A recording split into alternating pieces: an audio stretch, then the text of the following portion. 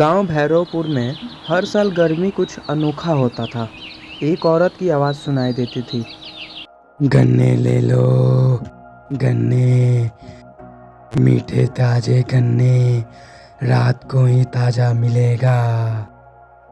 किसी ने भी उसे देखा नहीं, लेकिन जिसने भी उस रात उससे गन्ना लिया, अगली सुबह उसका मुंह खून से भरा पाया गया। गांव के मुखिया जी वहां पहुंचे और ये सब देख के उन्होंने कहा, चलो भाई, क्या देख रहे हो, सब अपने अपने घर चलो, ये रोज का है। बार बार हमने मना किया है कि रात को कोई गन्ने का जूस बेचे तो उसे मत पीना, लेकिन कुछ लोग मानने वालों में से हैं नहीं। कुछ लोग को तो कुछ ज़्यादा ही गर्मी लग जा रही है, इसीलिए इनके घर वालों को खबर पहुंचा दिया जाए और चलो सब कोई सोने चलो, रात बहुत ज़्यादा हो गई है। गांव के लोगों ने उस रात बाहर निकलना ही बंद कर दिया, लेकिन अफवाहें फैलती रहीं। वो कोई आम औरत नहीं, वो गन्ने बेचने वाली चुड़ैल है। पर मुखिया जी, हम ऐसे ही सबको मरते हुए नहीं देख सकते। माना कि आपने सबको मना किया है कि रात को जूस नहीं पीना, परंतु इस डर से अब सबने रात में निकलना छोड़ दिया। हम कब तक ऐसे मरते हुए लोगों को देखते रहेंगे? आप कुछ करते क्यों नहीं हैं? पर मित्र, हम कर भी क्या सकते हैं? हमने उसे कभी देखा भी नहीं है और कैसी दिखती है हमें कुछ पता भी नहीं है। हमें उसके बारे में कुछ भी भनक तक नहीं है। फिर बिन जाने और सोचे कैसे हम उससे छुटकारा पाएंगे? तुम लोगों की बातें सही है। हम अब और किसी को मरते हुए नहीं छोड़ सकते। हम अब किसी और को उसका निशाना बनते हुए नहीं देख सकते। परंतु आपको तो पता ही है ये नेता लोग कैसे होते हैं। लोगों के सामने अच्छे बनने के लिए बड़ा बड़ा बात बोलेंगे, पर करते कुछ नहीं। और यही हुआ। मुखिया जी ने सबको एक आशा तो दे दी, परंतु किया कुछ नहीं। वही गांव के 4 बच्चे, कबीर, तन्नू, चिंकी और गोलू, ये 4 दोस्त थे जो भूत प्रेत में यकीन नहीं करते थे। कबीर बोला, अगर वो सच में चुड़ैल होती तो गांव अब तक बर्बाद हो चुका होता। तो क्या हमारा गांव तरक्की कर रहा है? हो तो रहा है बर्बाद। चलो उसे ढूंढते हैं और फिर उसका वीडियो बना लेंगे सबको दिखाने के लिए। चुड़ैल का आता पता नहीं है और इन्हें वीडियो बनाना है, गधी कहीं की। अरे मतलब जब मिलेगी तब। देखो, जो तुम लोगों को करना है करो। मुझे मेरी मम्मी नहीं जाने देंगी रात में कहीं, ठीक है? कबीर के बोलने पे गोलू तैयार तो हो गया जाने के लिए। अमावस की रात चारों ने घर से झूठ बोलकर मंदिर में रुकने का बहाना किया, लेकिन असल में वो छिप गए पुराने पोखरे के पास, जहाँ गन्ने की झाड़ियाँ थी। इधर गोलू का हवा टाइट हो रहा था गन्ने की आवाज़ों से। रात के ठीक 12 बजे एक मीठी और धीमी आवाज़ आई, गन्ने ले लो, रसीला गन्ना, आधी रात का स्वाद। चारों ने देखा औरत जमीन को छुए बिना तैर रही थी। उसके सिर पर गन्ने का गट्ठर था, लेकिन उसमें से टपक रहा था लाल गाढ़ा खून। मुझे लग रहा है मेरी नींद पूरी नहीं हुई है, इसीलिए मुझे रस के जगह खून दिखाई दे रहा है। बैल बुद्धि, वो खून ही है। क्या? अब चुप भी रहो, वरना तुम दोनों का वो चुड़ैल जूस बना देगी। ये रात में ही क्यों आती है? जा उसी से पूछ ले। ये सब में गोलू बहुत ज़्यादा डर गया। अब वो भागने की कोशिश में था। गोलू डर के मारे दौड़ा और भागते भागते गन्ने की झाड़ियों में गिर गया। उस चुड़ैल औरत ने पूछा, गन्ना लोगे ना? बस एक ही चूसना। तभी कबीर चिल्लाया, भागो! कबीर और तन्नू दोनों को छोड़कर भाग गए। चिंकी बेहोश पड़ी थी, उसके होठों से खून रिस रहा था और गाल सफ़ेद पड़ चुके थे, जैसे किसी ने उसकी सारी मिठास चूस ली हो। गोलू कांप रहा था। वो चुड़ैल उसका खून चूस रही थी, जैसे गन्ने का रस निकालती है। अगली सुबह वो दोनों साधु बाबा के पास पहुंचे। बाबा जी, एक मुसीबत आ गई है। कल रात हमने उस गन्ने बेचने वाली चुड़ैल पर निगरानी रखने का सोचा, पर उसके आते ही हमारे दो साथी चिंकी और गोलू दोनों हमसे दूर हो गए। हमें बचाइए बाबा जी, एक आप ही बचे हैं पूरे गांव में। बाबा ने सब सुनने के बाद आंखें बंद कर ली और बोले, वो चुड़ैल नहीं, एक आत्मा है जिसे छल से मारा गया था। उसका नाम था गंगा। बहुत गरीब थी, गन्ना बेचकर अपने बच्चे का पेट पालती थी। लेकिन गांव के ठाकुर रणबीर सिंह ने उसकी जमीन हड़पने के लिए उसे चोर साबित कर दिया और एक रात उसकी हत्या करके उसी के पोखरे में फेंक दिया। उसकी आत्मा उसी रात से हर साल आती है बदला लेने, गांव वालों से उनकी मिठास चूसने। साधु बाबा ने बताया, अगर गंगा की आत्मा को कोई उसकी जमीन पर खड़ा होकर सच्चे मन से माफी मांगे और उसका बच्चा ढूंढे तो वो शांत हो सकती है। तनु ने कहा, हम ये ढूंढेंगे, हम उसका बच्चा ढूंढेंगे। अब ये दोनों तलाश में लग गए बच्चे का। कुछ दिन भटकने के बाद, कुछ पूछताछ के बाद पता चला उसका बेटा आज भी लखनऊ में सब्जी बेचता है। उसका नाम है हरिलाल गंगापुत्र। 2 दिन बाद हरि को गांव बुलाया गया। उसे अपनी माँ के बारे में सब बातें बताई गईं कि कैसे उसकी माँ गांव वालों के नाक में दम करके रखी है। और फिर गांव वालों ने उसकी ज़मीन पे खड़े होके हरि और उसकी माँ दोनों से ही माफ़ी मांगी। फिर उसे उस पोखरे के पास ले जाया गया जिधर उसकी माँ का हत्या करके फेंका गया था। जब वो पोखरे के पास आया, हवा तेज चलने लगी। एक बार फिर वही आवाज़ गूंजी, गन्ने ले लो। हरि ने जमीन छूकर कहा, माँ, अब कोई तुझसे तेरा गन्ना नहीं छीनेगा माँ, तेरा बेटा वापस आ गया है। आकाश में बिजली चमकी, एक भयानक चीख गूंजी और फिर सब शांत। गन्ने बेचने वाली चुड़ैल अब दोबारा नहीं आई, लेकिन पोखरे के पास एक पत्थर रखा गया जिस पर लिखा था, यहाँ वो बसी थी जो मिठास लुटाती थी और जिसने सबसे करवाहट पाई।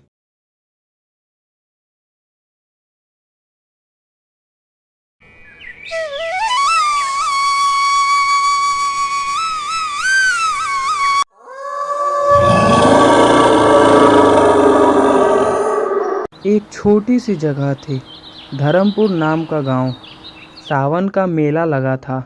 नगाड़े, झूले, मिठाइयाँ और सबसे लंबी लाइन एक गन्ने के जूस वाले ठेले पे थी।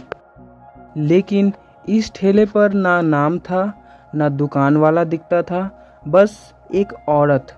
उसका गन्ना जितना ठंडा और रसीला, उतना ही गंदा उसकी आवाज़ लगती थी। ठंडे गन्ने का रस सबसे अलग स्वाद वाला। लोग कहते हैं ये जूस पीने से थकान चली जाती है, लेकिन जो पी लेता है उसे नींद भी नहीं आती। एक दिन शहर से आया अंकुर अपने दोस्तों के साथ गांव घूमने। उन्होंने बोला, यार ये गन्ने वाली बहुत क्रिपी लगती है, घंटी भी नहीं बजती जब जूस निकलती है तो उसके पास जाने से ही नकारात्मक चीजें महसूस होने लगती है। तभी एक दोस्त बोला, अरे तू बहुत सोच लेता है भाई, तू बहुत हॉरर देख लेता है, पी ना चुपचाप। अंकुर ने जूस पिया। पहले तो टेस्ट ज़बरदस्त लगा, फिर उसके हाथ ठंडे होने लगे, मन शांत होने लगा। अब धीरे धीरे उसे नशा सा चढ़ रहा था। फिर एक आवाज़ आई जो सिर्फ उसे ही सुनाई दे रही थी, मानो उसके मन में चल रही हो। अब तुझे नींद नहीं आएगी अंकुर, कभी भी नहीं। सामने से तो सब कुछ सामान्य दिखाई दे रहा था, पर भीतर क्या हो रहा था ये किसी ने नहीं देखा। रात को अंकुर ने देखा वो गन्ने वाली उसके सपने में आ गई। सपने में भी वो जूस निकाल रही थी, लेकिन गन्ने के बजाय आदमियों के हाथ का। वो चिल्लाया, ये क्या है इतना डरावना? तभी चुड़ैल बोली, तुम जैसे लोग हमेशा हंसते हो, गन्ने को चबाते हो, पर तुम्हें क्या पता किसकी लाश से रस निकलता है। यार तुमने एक चीज पे गौर की? कौन सी बात पे चाचा?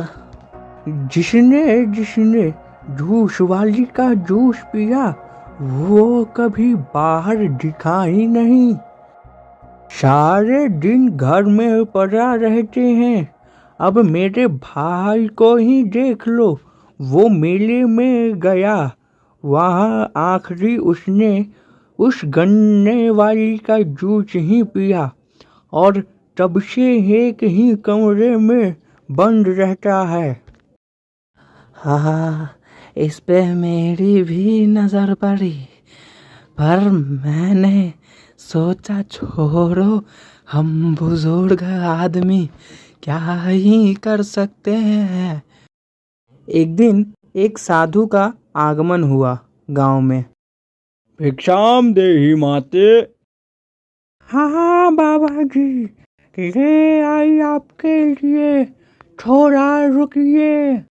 साधु ने भिक्षा ली और फिर उन्होंने जो बोला वो सुन के घर के सभी लोग हैरान हो गए। माते, तेरे घर में मुझे किसी की काली परछाई दिखाई दे रही है। किसकी? ये आप क्या बोल रहे हैं? ऐसा तो कोई बात नहीं। अपने बेटे को जरा बुला, उसे कुछ कहनी है। बूढ़ी माँ सोच में पड़ गई। भला इन्हें हमारे घर की दिक्कत कैसे पता? इन्हें कैसे पता कि ये मेरा बेटा है? तभी साधु बाबा एक मंत्र बोलते हैं और कमंडल का पानी उस बच्चे पे डालते हैं और अचानक रवि होश में आ गया और कहने लगा, ये मुझे क्या हो गया था? मैं कहाँ था इतने दिनों से? अरे कोई मुझे कुछ बताएगा? वो हाफ रहा था। अब वो सबको पहचानने लगा। सब काफ़ी खुश हुए और बाबा को बहुत बहुत धन्यवाद दिया। तभी रवि की माँ ने कहा, बाबा जी, आपका धन्यवाद, पर मैं अभी भी खुश नहीं हूँ। मुझे मेरा बेटा वापस मिल गया, पर मैं चाहती हूँ कि बाकी माँओं को भी उनका बेटा वापस मिल जाए। बाबा जी, सबके घरों में ये संकट आई हुई है, न जाने किसकी नज़र लग गई है। तभी बाबा ने कहा और सब फिर से हैरान हो गए। ये सब उस जूस वाली औरत का किया धड़ा है। वो असल में सबकी खुशियाँ लूटने आई थी, जूस पिला के अब सबकी रातों की नींद छीनने। मैं पूरी बात बताता हूँ। 20 साल पहले एक औरत थी, शंता, बहुत गरीब थी, गन्ने बेचती थी मेलों में। एक दिन कुछ लौंडे उसका जूस पी के पैसा दिए बिना भाग गए। उसने पकड़ने की कोशिश की तो उसे गांव के लोगों ने चोर समझकर पीट के मार दिया। मरने से पहले उसने श्राप दिया, मैं गन्ने के रस के साथ वापस आऊंगी और जो भी मुझसे बिना जानकर पिए उसके अंदर से रस खींच लूंगी। इतना सब सुन के सबके होश उड़ गए। सभी ने उनसे प्रार्थना की कि अब आप ही कुछ कर सकते हैं। तभी गांव में से एक और खबर आई। रवि के साथ जो 2 दोस्त थे, पहला, उसकी आंखें सफ़ेद हो गईं, सिर्फ रस देख सकता था, और दूसरा वाला, उसके मुंह से सिर्फ एक लाइन निकलती थी, और गन्ने का जूस दो, मुझे और चाहिए। रवि को अब सब कुछ याद आ गया और अब उसे सब कुछ पता चल चुका था, परंतु उसके दोनों दोस्त कुछ दिन बाद सूख के पत्तों के जैसे मुरझा गए। रवि ने डिसाइड किया, अब मैं ढूंढूंगा उस गन्ने वाली चुड़ैल का सच।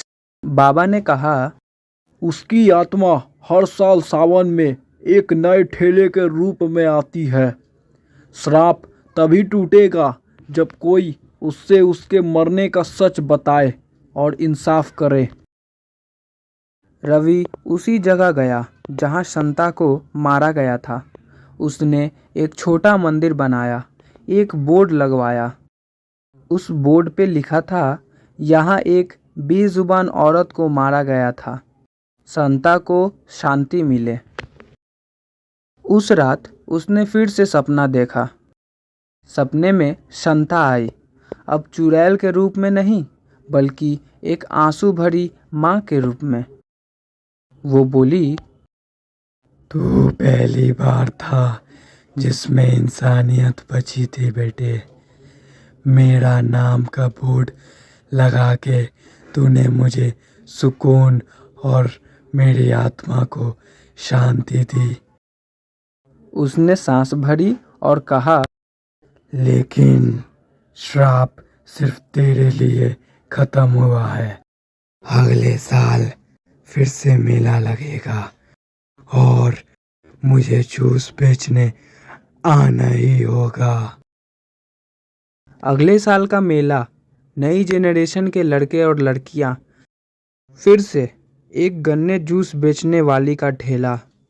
एक लड़का बोलता है, भाई गन्ने का जूस मस्त मिलता है यहाँ। पीछे एक हल्का सा विस्पर सुनाई देता है, रस चाहिए या जान?